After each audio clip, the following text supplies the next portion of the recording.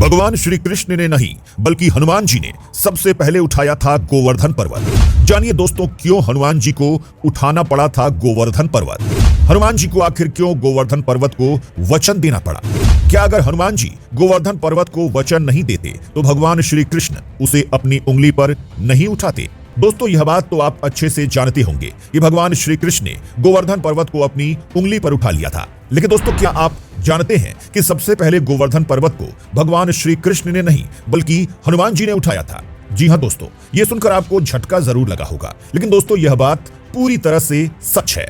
और दोस्तों, भगवान हनुमान जी ने ही गोवर्धन पर्वत को एक ऐसा वचन दिया था जिसके बाद भगवान श्री कृष्ण ने अपनी उंगली पर गोवर्धन पर्वत को उठाया था। आइए दोस्तों, आपको बताते हैं हनुमान और गोवर्धन पर्वत की वह अनसुनी कथा जिसे सुनने के बाद आप पूरी तरह से हैरान हो जाएंगे। दोस्तों, गोवर्धन पर्वत को गिरिराज महाराज के नाम से जाना जाता है और इन्हें साक्षात श्री कृष्ण का स्वरूप माना गया है। और इसका कारण यह है कि भगवान श्री कृष्ण ने कार्तिक शुक्ल को गोवर्धन रूप में अपनी पूजा किए जाने की बात कही थी। क्योंकि दोस्तों, जब भगवान श्री कृष्ण गोकुल में थे तो उस वक्त वहां के लोग इंद्रदेव की पूजा करते थे ताकि उनके खेतों में अच्छी वर्षा हो और उन्हें अनाज की कोई भी दिक्कत ना हो। लेकिन दोस्तों, उस वक्त भगवान श्री कृष्ण ने लोगों को कहा कि आपको इंद्रदेव की पूजा नहीं करनी चाहिए बल्कि आपको गोवर्धन पर्वत की पूजा करनी चाहिए, क्योंकि गोवर्धन पर्वत पर मौजूद वनस्पति खाकर ही हमारी गाय हमें दूध देती है और जिससे माखन निकलता है, दही निकलता है और हमारा पालन पोषण होता है। और दोस्तों, भगवान श्री कृष्ण की बात सुनने के बाद गोकुल के लोग इंद्र की पूजा करना बंद कर देते हैं और इसके कारण इंद्रदेव बहुत ज्यादा नाराज हो जाते हैं। और दोस्तों, गोकुल में बहुत तेज बारिश और आंधी आती है। और दोस्तों, इंद्रदेव के गुस्से से गोकुल वासियों को बचाने के लिए भगवान श्री कृष्ण ने अपनी उंगली पर गोवर्धन पर्वत को उठाया था।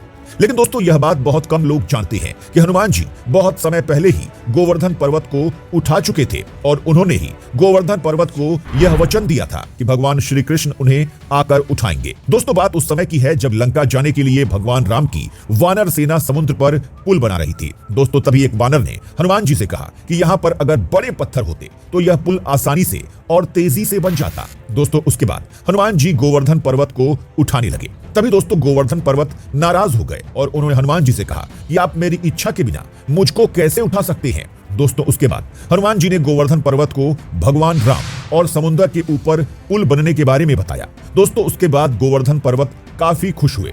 उन्होंने कहा कि ठीक है, मैं तुम्हारे साथ जरूर चलूंगा, लेकिन मेरी एक इच्छा है कि भगवान राम खुद मुझे हाथों से छुए। दोस्तों, उसके बाद हनुमान जी ने गोवर्धन पर्वत को वचन दे दिया और वह गोवर्धन पर्वत को उठाकर अपने साथ ले जाने लगी। लेकिन दोस्तों, रास्ते में ही उन्हें यह पता चल गया कि समुद्र पर पुल बन चुका है और उसके बाद उन्होंने पर्वत को वहीं जमीन पर रख दिया।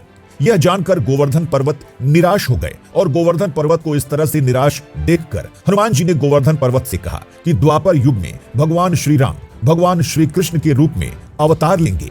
उस समय भगवान श्री कृष्ण आपको अपनी उंगली पर उठाकर देवता के रूप में प्रतिष्ठित करेंगे और लोग आपकी पूजा भी करेंगे। हनुमान जी के इसी वचन के कारण श्री कृष्ण ने गोकुल वासियों को इंद्र के प्रकोप से बचाने के लिए गोवर्धन पर्वत को अपनी छोटी उंगली पर उठाया था।